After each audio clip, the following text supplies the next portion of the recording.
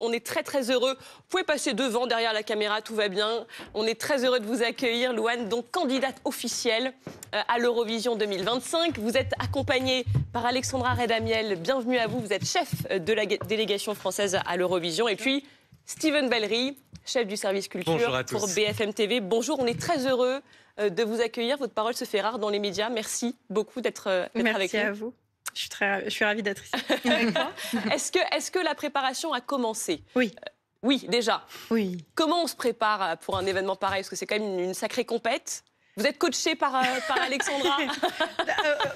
On n'est pas coachés, mais on le fait ensemble. Comment on se prépare? Je pense qu'on respire plus, on ferme les yeux, on avance. C'est vrai. C'est 163 millions de téléspectateurs, je crois, l'an dernier, dans toute l'Europe. C'est le défi presque d'une vie, d'une carrière, en fait. Complètement. Et c'est particulier parce que ça fait 12 ans maintenant que je fais ce métier ici en France. C'est un peu une remise en jeu de ma carrière aussi. Parce que si je ne suis pas bien classée, ça va être difficile de revenir. Mais, vous pensez vraiment? Vous pensez que si vous êtes mal classé, ça va être impactant pour vous en France derrière? Non. Moi, vous êtes dans le cœur des Français maintenant, Louane. Vos fans vous l'excuseront nécessairement. Merci. Mais le but, c'est pas d'être mal classé, n'est-ce pas? Non, absolument pas. Et le but, c'est quoi? Elle est là pour vous mettre la pression. Ah, je ne mets pas la pression, je les accompagne parce que l'Eurovision, c'est vrai que c'est un dispositif très différent de tout ce que font les artistes aujourd'hui. Donc, on essaye de les accompagner le mieux possible pour que le jour J, ils soient prêts. Vous dites que ce sera le moment peut-être le plus important de votre carrière et pourtant vous avez hésité avant de dire oui. Particulièrement, en fait. Parce qu'effectivement, comme ça va devenir un des plus gros moments de ma carrière, en vrai, de ma vie, je pense même, il y a forcément un temps de réflexion et un moment où on se pose beaucoup de questions. Et effectivement, j'ai mis du temps à te répondre, mais c'était du coup très réfléchi et... Mais ce qui est très joli, c'est qu'elle a dit, c'est pas seulement moi, c'est pour nous. Si je prends cette décision, donc voilà, c'est pour ça aussi que ça a pris du temps. C'est qu'il fallait que tu en parles aussi à la famille. Bien sûr. Et c'était un moment qui était assez fort. Parce qu'il y a une dimension, je voulais y venir, très personnelle, très intime aussi à votre participation. Vous avez officialisé d'ailleurs votre participation à l'Eurovision en postant une vidéo très personnelle, chose que vous faites assez rarement sur Instagram, où vous postez une photo notamment de vous bébé et de vous avec votre maman qui croit en vous et qui croyait en vous depuis le début. On va regarder ce post Instagram. On était à des années-lumière de s'imaginer que ce soit possible, mais t'en rêvais. Moi aussi j'en rêvais, de cette vie-là, de ce moment. Toi tu rêvais de m'y voir, maman, sans savoir que ça pourrait arriver un jour. Je suis sûre que t'es fière, que tu regardes de loin. Alors tu sais quoi? Je vais le faire pour nous. Je vais le faire pour nos rêves. Je vais représenter la France à l'Eurovision. Vos parents que vous avez perdus, et vous le dites, j'aime pas parler de mes problèmes, de ma vie personnelle, mais pour autant, je peux pas parler de l'Eurovision sans parler de mes parents. Sans parler de ma mère, en fait, particulièrement, parce que c'était une institution pour nous, l'Eurovision à la maison, et c'était un rêve qu'elle avait, que j'avais aussi évidemment, mais qui est venu d'elle avant de venir de moi. Et c'est très particulier. C'est tellement important dans sa vie que ses artistes préférés, c'était Céline Dion et ABBA, clairement. Et qui ont fait l'Eurovision. Du coup. Et pas Marie-Myriam. Mais en fait, elle aimait beaucoup Marie-Myriam. Mais c'est vrai qu'elle avait un truc particulier sur ABBA et Céline Dion. Et je suis hyper fière de pouvoir faire ça pour elle, de pouvoir faire ça pour nous et de le faire pour moi. Et ce qui est dingue, c'est que c'est elle qui vous avait dit dès le départ, alors que vous étiez toute jeune, un jour tu feras l'Eurovision. Ouais. Je croyais pas trop. Et elle avait raison. Alors évidemment, on a envie d'en savoir un petit peu plus quand même sur cette chanson. Je sais qu'il y a beaucoup de secrets, mais il n'y a que des secrets. Alors qu'est-ce que vous pouvez nous révéler ce mardi 4 février? Déjà, vous l'avez écrite et composée vous-même. Je l'ai écrite et co-composée. Voilà, je l'ai écrite moi seule et je l'ai co-composée avec un producteur avec lequel j'ai l'habitude de travailler. Donc, avec Pégase, Florian, qui est votre compagnon? Non. Elle est briefée, on ne dira rien. Oui, je peux dire que c'est pas avec Flo. C'est pas avec Flo. C'est pas avec Flo. Donc ce n'est pas avec Pégase? Non.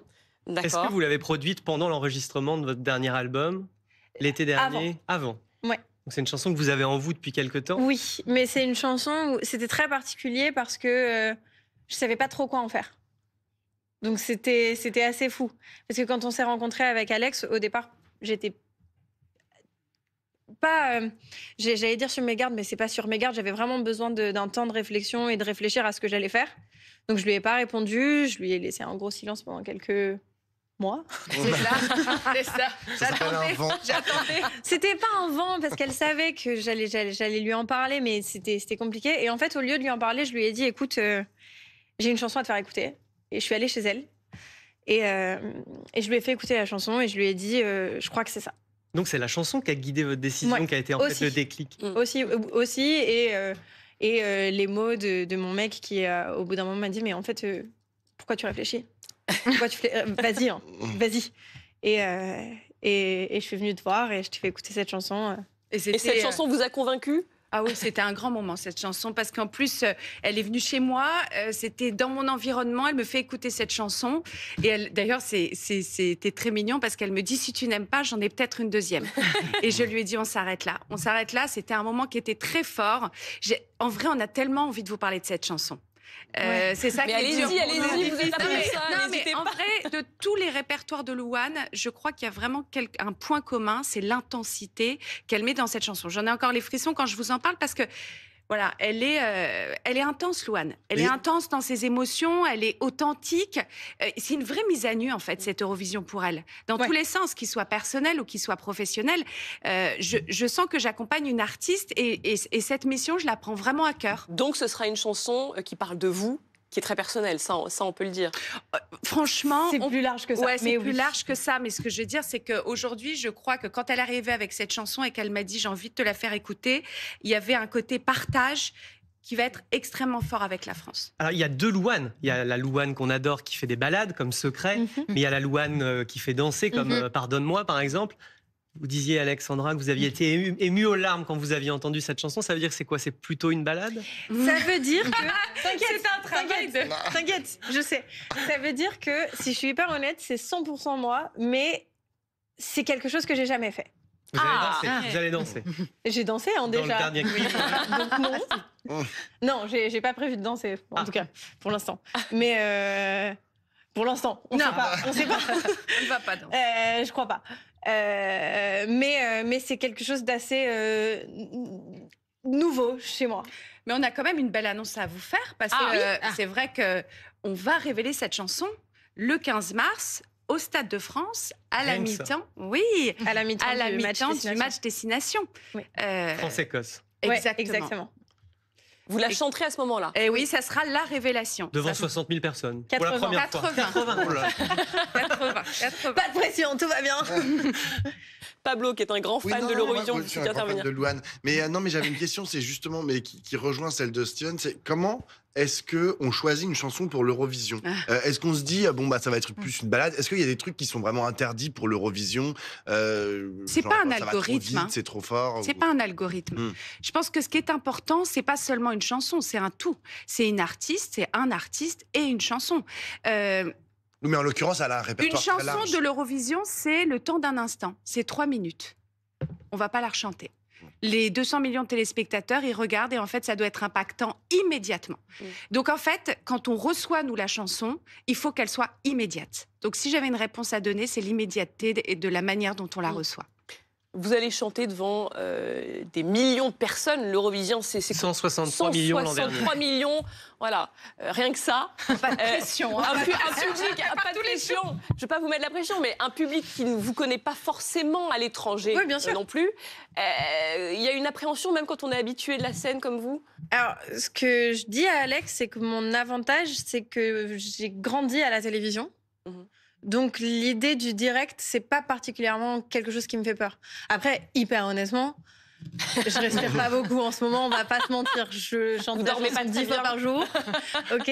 Bah, une 11e fois, allez-y. Vous avez un La fredonner. Bien essayé. Ce sera une chanson en français ou en anglais? Je peux pas répondre non plus à On ne peut rien Donc, savoir. il pourrait y avoir quelques petits mots d'anglais. Je ne sais pas. Que vous chantez très bien Si, anglais. je sais, mais pas vous. Rosy, je crois qu'il y a des questions de Oui, téléspectateurs. il n'y a pas que Pablo qui est fan. Il y a Armel, Isabelle qui vous aime beaucoup, qui vous admire beaucoup. Elle a 12 ans, elle est mignonne, elle vous trouve très belle. Il y a Lucas qui dit qu'il va tout faire pour y aller, pour vous voir. Et Sarah qui tente aussi un peu comme nous. Est-ce que vous allez plutôt nous faire sourire ou nous faire danser ou nous faire pleurer? Eh ben, je pense un peu des trois. Un peu des trois. Ouais. Bon, donc on ne saura décidément rien. Faut retenter une question, Sarah.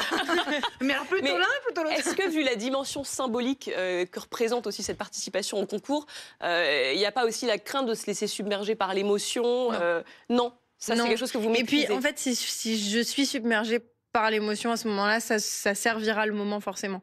Je suis arrivée à un stade de ma vie, et ça, pour le coup, c'était absolument pas corrélé à la musique et à ce qu'on va faire cette année avec l'Eurovision, mais je pense que je suis arrivée à un stade de ma vie où j'assume l'entièreté de ce que je ressens et mes émotions, et si ça arrive, ça arrive, et c'est absolument pas un problème pour moi. Vous avez déplacé les premières dates de votre tournée pour ce défi. Alors ça nous avait mis un petit peu la puce à l'oreille. C'était pas vraiment C'est pour pas tout ça. à fait. Mais ça veut dire que là, dans les prochaines semaines, vous allez manger, boire, dormir Eurovision. C'est votre unique défi. Et... Alors, on prépare la tournée en même temps, mais là, sur cette période-là, effectivement, on se concentre sur l'Eurovision. Comment vous préparez? Est-ce que physiquement, mentalement, Oui. vous avez commencé la préparation? Oui. Et physiquement, et mentalement, et avec ma Physiquement, on se fille. prépare comment alors? On se prépare comme pour une tournée, en fait, hein, sauf que c'est une tournée de 3 minutes. Et comment on se prépare pour une tournée? Moi, c'est vrai que je ne sais pas. C'est beaucoup d'entraînements vocaux, c'est un peu de sport pour tenir la... Physiquement, quoi. Ouais. Ouais, et puis il y a c'est beaucoup un d'échanges aussi, parce que c'est vrai qu'il y a beaucoup de choses dans l'Eurovision. Il va C'est y avoir beaucoup de aussi, on est en brainstorming. train de réfléchir à la tournée européenne, puisque juste avant l'Eurovision, il y a aussi ces déplacements que l'on fait en Europe. Donc en fait, il y a vraiment une super équipe, et ça un peu permet... comme aux Oscars, quand on va essayer d'aller les convaincre dans tous les Exactement, pays, de parler de la Et chanson. ça, c'est quelque chose de très fort, parce que ça permet vraiment de l'accompagner jusqu'à la scène internationale à ce moment-là. Alors, je résiste pas au plaisir, parce qu'on a quand même sur le plateau, je crois, peut-être la seule personne en France qui ne connaissait pas vos chansons, Henri Guénaud, pour ne pas le nommer. Non, mais c'est dégueulasse. C'est du Et Shining, donc, Henri Guénaud, enfin. quand même, je ne veux pas que vous dormiez bête ce soir. On va vous faire écouter l'un des tubes. Alors, c'était il y a 11 ans, jour 1. Il y a 11 Oula, ans, à peu ok. près, Ouais, mais 10 ans. c'est le jour 1 de votre Ah, nouvelle mais quand vie. même, hein. jour Et un. c'est une de mes chansons préférées. Ah ben voilà, alors on l'écoute, et peut-être quand même, je suis sûre Alors- qu'Henri Guénaud a dû l'entendre quelque part. On écoute. En fait, on ne devrait pas avoir à vivre avec une honte. Pour moi, c'est le plus grand luxe que je puisse m'offrir, c'est de voir ma psy tous les lundis, et c'est hyper important pour moi. Donc en fait, je me pose pas la question, j'en parle parce que ça fait partie de ma vie, parce que ça fait partie de qui je suis, et parce que je pense que c'est la meilleure chose que je puisse faire pour moi et pour ma fille. C'est une étape quand même, on disait, on est quoi, 10, 11 ans après le début de votre carrière, vous aviez été repéré dans The Voice. Vous avez posté un message sur les réseaux sociaux en début d'année, là, il y a quelques semaines, nouvelle année, nouvel mois. C'est qui la nouvelle Louane? Qu'est-ce qui va changer?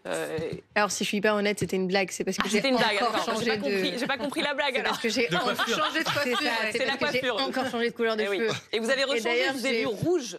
C'est ça, Voilà, et vous êtes revenu au blond. Et c'est ça, et c'est pour ça que j'ai fait une petite blague. J'ai écrit nouvelle année, nouvel mois, ou plutôt Ah, ancienne. d'accord, moi je suis très premier degré. Moi, C'était une petite blague. Il n'y a Vous pas êtes- grand-chose qui pardon, a Vous n'aurez pas pardon. les cheveux verts pour le J'aurais pas les cheveux verts. Donc, Mais on peut-être, sait pas pourquoi encore. pas. On sait pas. Blanc, Mais rouge. avec On sait Louane, pas. tout est possible. On sait pas. Tout Mais- est possible. Justement, vous allez représenter la France à l'Eurovision. Pour vous, ça veut dire quoi, la France? Enfin, est-ce que ça veut dire quelque chose d'aller représenter la France, ou vous Bien allez sûr. le faire comme si c'était une chanson comme une autre? Ah non, pas du tout. Au contraire, non, c'est un vrai honneur. Déjà parce que c'est le pays dans lequel je suis née, et forcément, c'est évidemment hyper portant et vibrant pour moi, mais surtout aussi parce que c'est le pays qui a accueilli ma maman. Ma mère est pas née en France, elle est née au Portugal, et elle est arrivée sur le tard, et c'est un pays qui a été tellement accueillant pour ma mère qu'elle y est restée et qu'elle y a fondé sa famille. Et pour moi, c'est hyper important de... C'est bête, mais c'est comme une forme de remerciement pour ce qui a été fait pour ma famille, quoi. Sur l'importance peut-être de l'Eurovision là-dessus, Henri Guénaud. Juste faire un commentaire sur Allez-y. sa réponse. C'est vraiment une réponse magnifique. Merci. Vous aimez Merci beaucoup. l'Eurovision, vous? Ça m'est arrivé dans le passé de regarder parfois, mais voilà, c'est pas, pas une Faudra émission. regarder. Là, il va Allez, falloir allez, regarder cette Voilà, je année. regarderai. S'il vous plaît. Alors, Maintenant, mais je vous écouterai. Oui. Mais votre regard de politique sur voilà, l'importance que ça représente, voilà, c'est pour ce que ça représente pour la France. Tout ce qui permet à la France de rayonner dans le monde est très bien. Quoi. Alors pour tout ça l'instant, on est rayonne important. moyen à l'Eurovision. Je sais, oui. Oui. Ça, Mais- ça on ça a ne fait m'a des pas top De plus en des plus, top 10, on ça rayonne m'a de pas plus en échappé. plus. On Ça ne rayonne m'a de pas plus en échappé, plus. Mais voilà, c'est chaque fois un combat. et je trouve ça très important, quel que soit le combat, qu'il soit sportif, artistique. Voilà, la France est un pays qui ne peut pas, qui ne peut pas se passer de rayonner. Le jour où elle rayonne pas, elle est morte. Voilà. Voilà. Maintenant, c'est vrai que moi, à part prêter une attention particulière, sauf aux résultats. mais c'est quand même important. l'Eurovision de passer des messages aussi politiques. Est-ce que vous passerez des messages dans votre chanson? On revient sur la chanson. Non, mais je voudrais juste rebondir parce que c'est très intéressant. Une France mobilisée derrière l'Eurovision, c'est une France fière. Et quand l'artiste arrive sur la scène internationale, si le pays ne porte pas son artiste, c'est vraiment très différent. Que ça soit en Italie, que ça soit en Suède, que ça soit en Espagne, le pays s'arrête pendant l'Eurovision. Et je trouve qu'il y a vraiment, comme vous dites, faire rayonner la culture sur la scène internationale. Aujourd'hui, c'est quelque chose qui me paraît essentiel. Pression quand même de succéder à Slimane, Barbara Pravi, qui d'ailleurs ne sont pas passés loin quand même. Slimane, il était quoi, quatrième, Barbara Pravi, deuxième. Donc on se rapproche, vous êtes peut-être la prochaine Marie-Myriam. J'adorerais. Est-ce que, Louane, vous avez commencé à écouter les chansons des autres pays, des autres candidats? Est-ce que vous les voyez comme des compétiteurs ou il y a quelque chose de... Bien sûr. Ah oui, donc c'est une compète pour vous. Bien sûr, bah évidemment, bon niveau on ne fait pas les choses. Il y a des choses très très belles. Il y a des choses très très belles. J'ai déjà deux chansons qui me touchent particulièrement. Lesquelles, ouais. Je peux? Bah bien sûr. Je suis très fan de la Grèce et j'aime beaucoup aussi la Slovénie. Donc ce sont vos rivaux, les deux principaux rivaux. On va pas les aimer, La Grèce et la Slovénie. Mais quand elle va finir l'aventure, elle sera amie avec c'est sûr. Et c'est ça aussi qui est fou, c'est une expérience humaine. Tout ce mélange de culture est absolument fantastique. Vous êtes triste, par exemple, que Mentissa n'ait pas été choisie par la Belgique. Oui, elle a fait The Voice. Je suis un peu triste, mais je pense que, c'est très compliqué parce qu'à la fois, je pense que la chanson est un très bon choix aussi, mais j'aurais adoré pouvoir faire ça avec elle. Et la croiser là-bas. J'aurais adoré. Et la battre. Est-ce qu'il y a une volonté? C'est horrible. Alors ça, honnêtement, ça aurait été un pincement dans mon cœur. Ça va être plus facile. C'est pas du tout ringard pour vous, l'Eurovision? Vous n'allez pas me dire oui, là, effectivement, mais ça l'a jamais été, en tout cas. Ça l'a jamais été. Pas une seconde. Qu'est-ce que c'est que cette question? Ça ressemblait à quoi ces soirées Eurovision à la maison, d'ailleurs, sur le canapé, tous ensemble? Alors, beaucoup de pizza, on va pas se mentir. Ouais, beaucoup de pizza. De mon voisin, d'ailleurs, puisque mon voisin avait un restaurant de pizza à l'époque. C'était soirée pizza, tout le monde à la maison, tout le monde devant la télé. Et c'était incroyable. Et c'était aussi le jour où on avait le droit de se coucher tard. Et j'ai une toute dernière question pour vous. Je suis une fan de la famille Bélier, ça remonte. Vous avez d'autres projets d'actrice? Pas tout de suite, non. Là, on est focus. Bon, vous êtes focus et on était très contents de vous recevoir, Louane. Merci aussi à Alexandra Redamiel d'être venue sur le plateau de Steven. Moi, j'attends le 15 mars, la chanson. Également, le 15 mars, on sera là, on attend Louane. Et merci pour la mi-temps. Pour la mi-temps. Les homosexuels, ils regardent la mi-temps, c'est tout. Et on vous souhaite bonne chance. On a besoin des Français, il faut le crier. Voilà, le message est transmis. Les Français vous regardent. Tous les Français nous regardent de 10 à 12.